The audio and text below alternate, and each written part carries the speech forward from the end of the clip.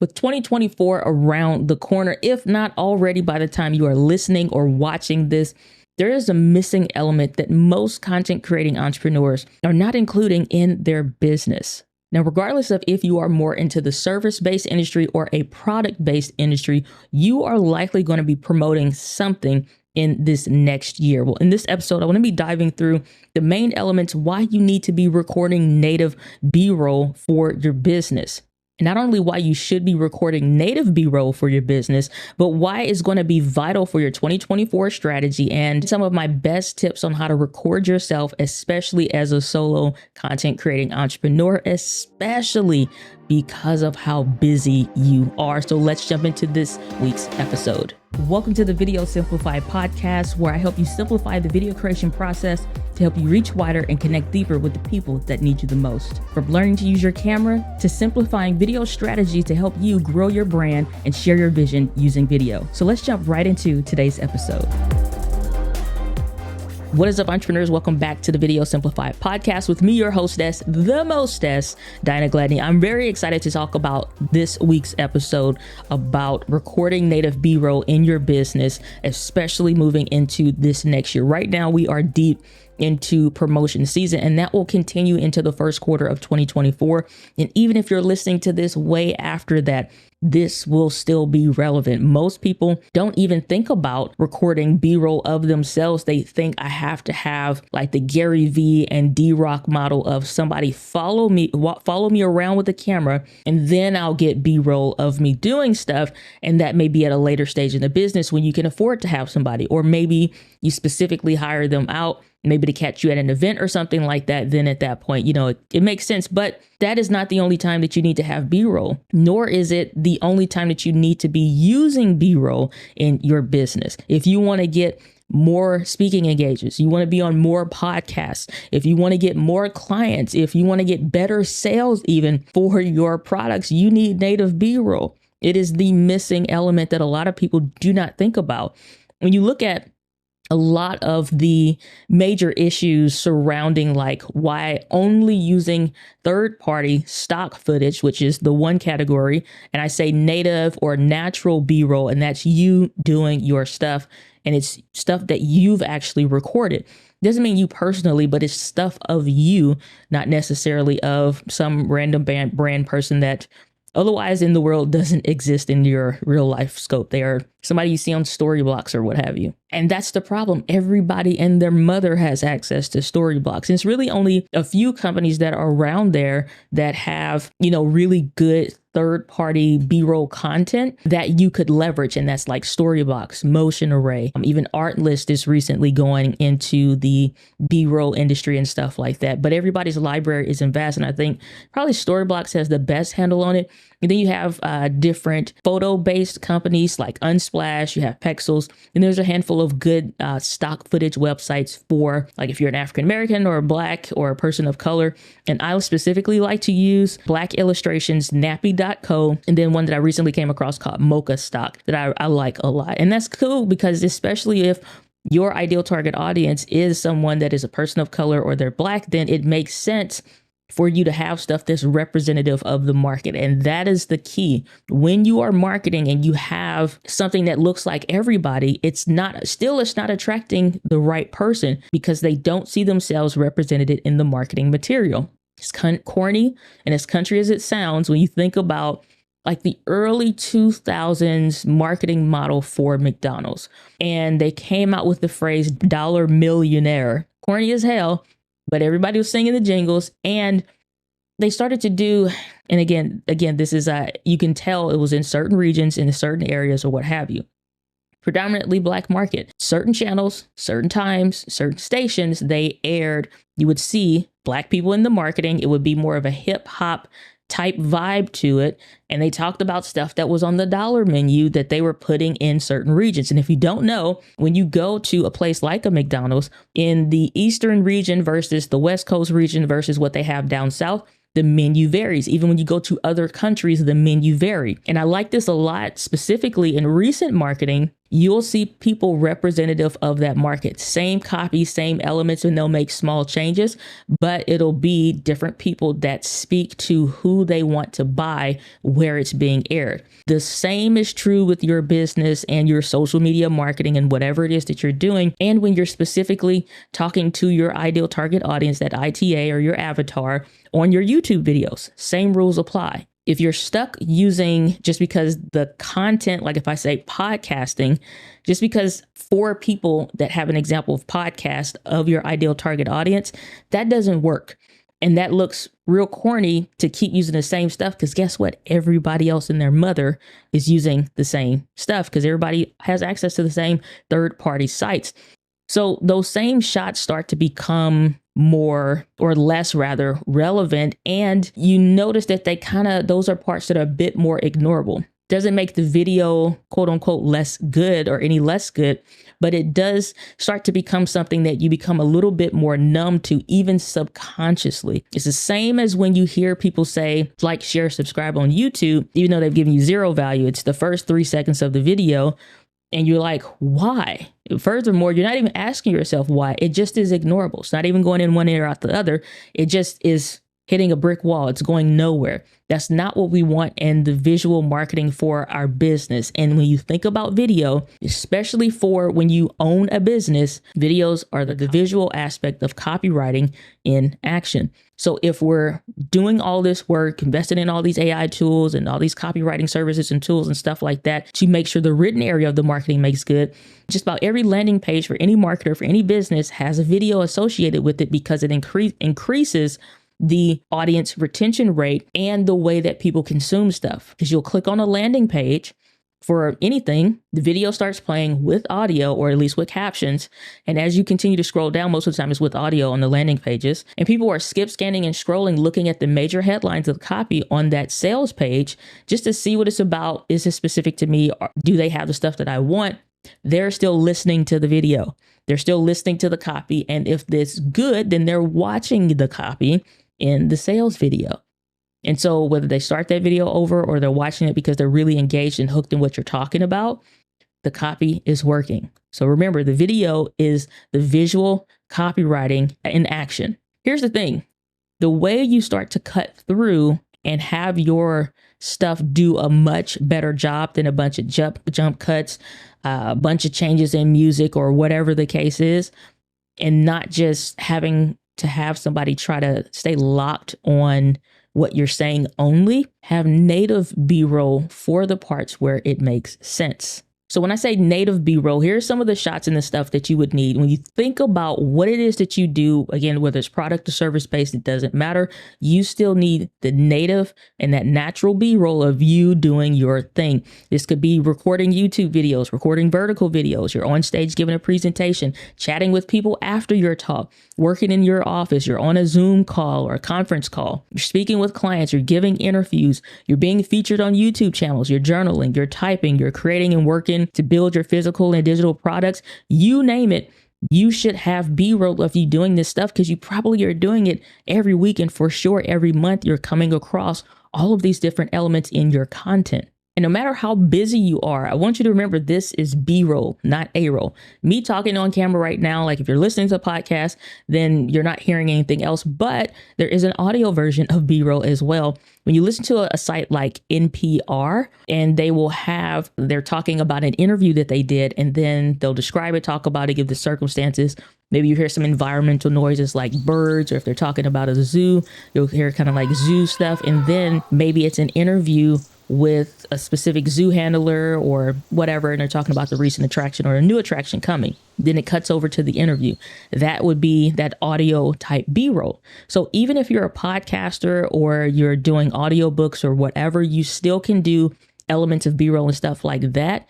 But when you think about visual wise, that's just you recording you. You don't have to stop the normal course of your business. So let's talk about why going into 2024, you need to start introducing this even more into your video marketing strategy. And even not on my notes here, it's because most of your other competitors in your industry, your niche, they aren't doing this. It's not until you get to a level where you do hire a dedicated videographer person, or at certain times when you hire somebody, then you see like the special couple times a year talk maybe that you do or something. Then you see them get other B-roll clips and stuff like that.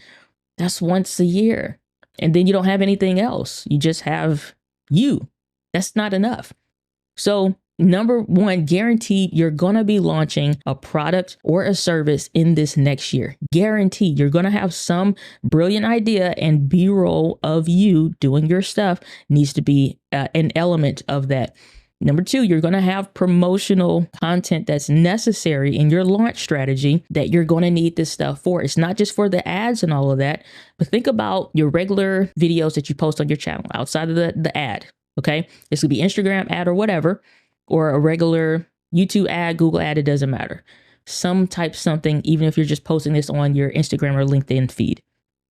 When you are mentioning this and you're referring to it in a video, you should have relevant B-roll to talk about what you're describing. So it's not just to make your YouTube videos better, which it will. It's also to have both sides of the coin, from the free content in your value ladder all the way up to the paid content to get more paying clients, to get people into your courses and get more people into your memberships and all the stuff.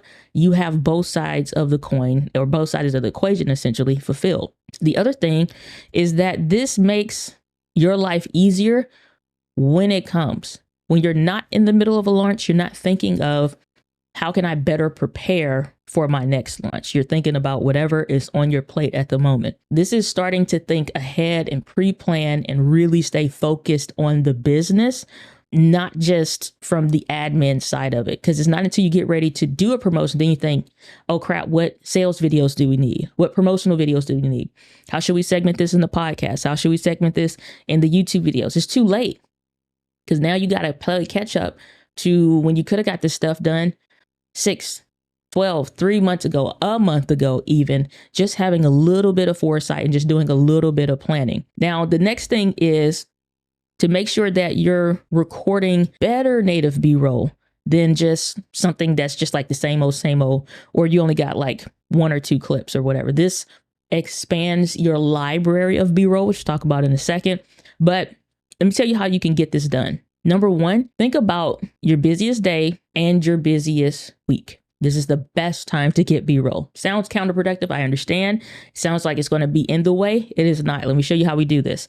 Number one, you want to prep for your commonly used spaces in advance. This is like 20, 30, maybe 40 minutes, just depending on how many it is or how many angles you can think about. Don't just think from eye level or so. Think at the wide, medium, and close-up type focal ranges. So close-up would be a close-up of me typing on my keyboard and all you see is my hands and something like that in the desk. And then you see like whatever in the background. Or it could be me writing and you see the pen and the paper. That's a close-up shot. A wide-up shot is like it's on the other side of the room. Maybe it is on a tripod. Maybe it's on a desk. So that's a wide shot. A medium shot would be just like what you see now. It's like maybe from the waist on up, and that's all that you see. And you probably already have everything that you need to do this. So I want to pre-plan and think about those shots in advance and just look at, based on where I usually work, where I'm going to sit, not making new spaces, but just looking at what I'm already doing.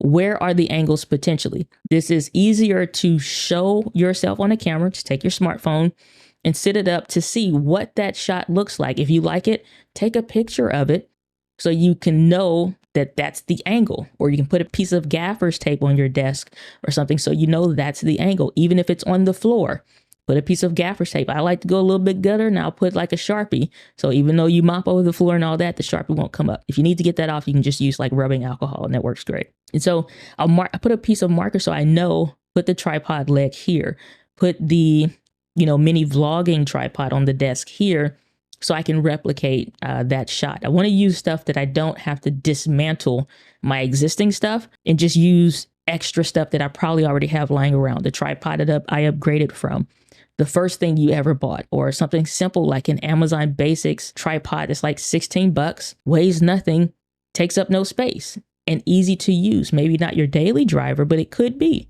But it's something that's cheap enough that you could just get another one of. It's like $13. Then you may have a tabletop tripod. Like I love the Manfrotto Pixie. Just recently upgraded to a different one that's a little bit taller. And so I'll use that one. It's like the Mantis Pod 2.0 or something like that, because it's plastic and it's light instead of the metal version that was like the first one. And I can use it, can set it real flat, or I can make it taller, and it's taller than the Manfrotto Pixie. It works great. The top of my laptop is an angle because I don't have to think about if the lens is wide enough, it can just sit on there without a tripod.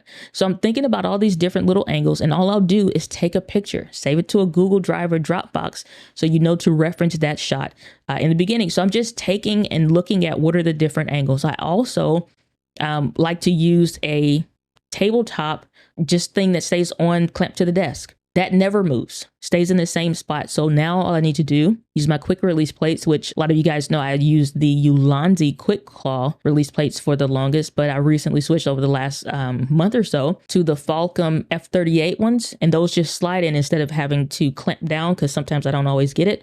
But now it just slides in from the front. So it's easier to adjust with one hand from the front.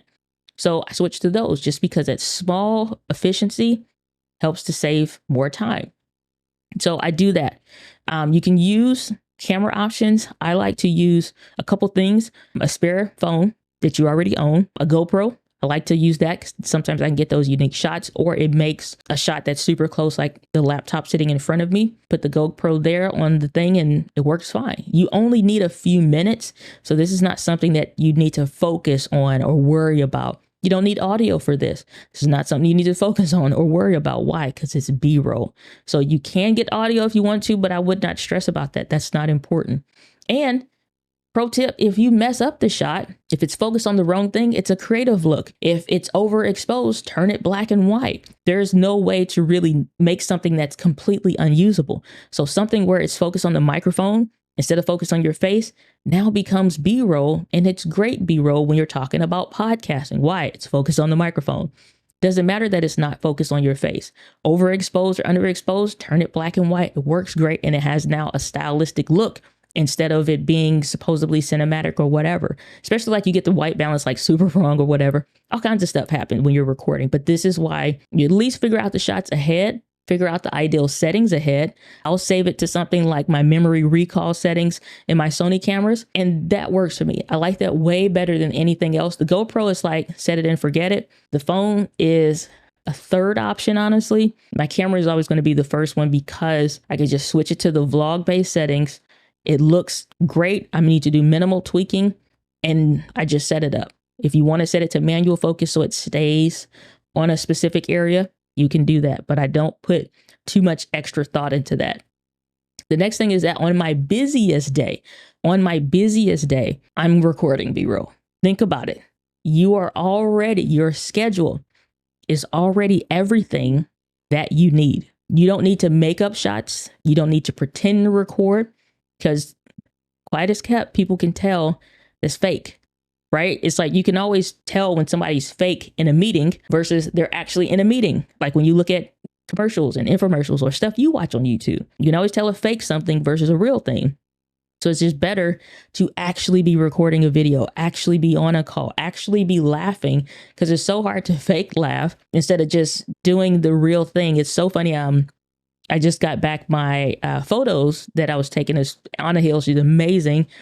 And so she would send me like 50 different photos. And it's funny because I couldn't figure out what to do with my hands trying to pretend to record a video. And then eventually I was like, I should have just actually vlogged, and then she could record. You see how my hand is doing stuff? So I was trying to figure out how to do my hand. And I was thinking of stuff I've seen online. And so my hand looked weird, and it looked like I have an imaginary cup, but I don't. It's like it just looked dumb. At some point, because I'm talking about this, trying to pretend to talk to the camera, I crack up laughing. She's cracking up laughing. And those were the better shots of me holding the camera and laughing versus me faking trying to do it. And so you can always tell the difference. It's way more heart, sincerity. And everybody I showed those photos to, they instantly smile and laugh. And it's like, yeah, I like those way better. Like you can tell it's a big difference. Even if I don't tell them, like I'll just say, here's my recent photo. They'll be like, oh, I love these. They always pick the ones where I'm like laughing, mouth wide open. It's ridiculous. So Actually show yourself doing the real deal. Now, let's say you have a very long call or a very long set of like back-to-back things. You don't have time to play with stuff. Better. You can now use time lapses. Think about it. You can use a time lapse to showcase your day. You don't have to set it up. It's recording for an hour or two. You can plug up a USB charger. It doesn't matter if the camera dies. Like, it literally does not matter. Now, I wish we could time, like for some cameras, like I know Panasonic, you can start and stop a timer. So that's really cool. I wish more camera brands did this.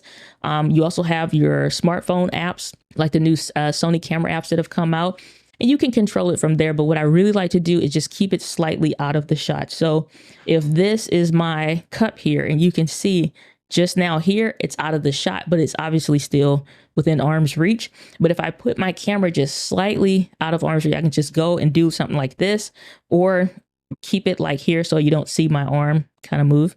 And so I'm touching my cup and all this stuff. Now you are none the wiser that that's what I'm doing. All I'm doing now, if this is my camera, is starting and stopping recording, starting, stopping the time lapse or something like that, or turning it off past the point. Because like once I'm recording, I usually forget about it. And then when I see it out the corner of my eye, I'll just hit stop and then turn the camera off. And then that's it until my next segment of work that I'm doing for the day.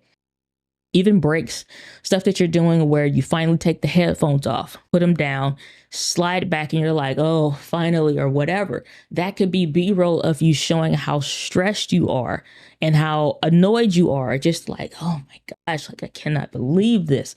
Whatever the thing is. That emotion response is something that you could use for native B-roll. Everything's usable. Everything's usable and everything is content. The other thing that I like to do for native B-roll calls is make sure that I think about what I have for the day. And again, just plan accordingly. So in between a call, I take my camera. This is my camera. I'm moving it from here to here.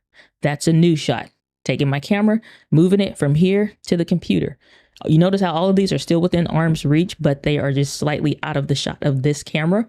So if I'm using this camera, for those of you listening to the podcast, if I'm using the camera that is on my, or set up in the closet and stuff, and it's filming me, the camera that's recording me, whether that be my smartphone or whatever, it's just slightly out of shot. If you do use a smartphone, I personally don't like smartphone videos, and be honest with you, I hate them. I hate recording with a smartphone.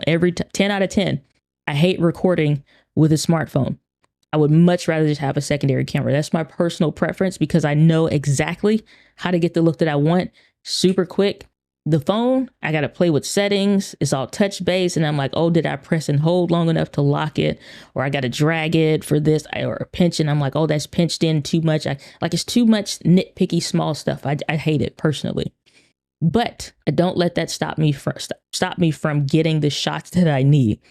So if you have an iPhone, I don't know this for Android. I should probably ask some friends that have it. But all my friends on an iPhone. But no, but on the iPhone, and especially if you have the Apple Watch, there is a app called Camera Remote. On the Camera Remote app on your watch, it can control your smartphone. So the rear facing cameras are always going to be the better cameras on your phone. And on your watch, you can just tap the button. It starts recording, you can stop recording, and you can see yourself. So those are really great ways to get around some of those things. The only things that I don't like, and it's super inconvenient, it's the same reason why I don't like cameras that don't have a front facing screen of some sort, because you can't tell if it stops recording, the memory gets full or whatever. And it could be right at a good point, or the B-roll of the call, and you're like, oh, I hope that was recorded. And it wasn't. Anytime you say, I hope that was recorded, it probably wasn't. It's usually how it goes. So you think that your most busiest day is the day you shouldn't do anything extra? I promise you it's the best day to record B-roll. So just remember, your daily schedule should dictate what you record. You're doing admin work, record the shots of you typing, of you journaling, replying to emails, working throughout the day, get a time lapse, you playing with your pets to show how you love to take breaks, or walking your kids, or being at the park with your kids. All that stuff is B-roll that you can showcase. Especially think about products that you offer, the points, pain points that you help to relieve, or your products or services help to relieve or address.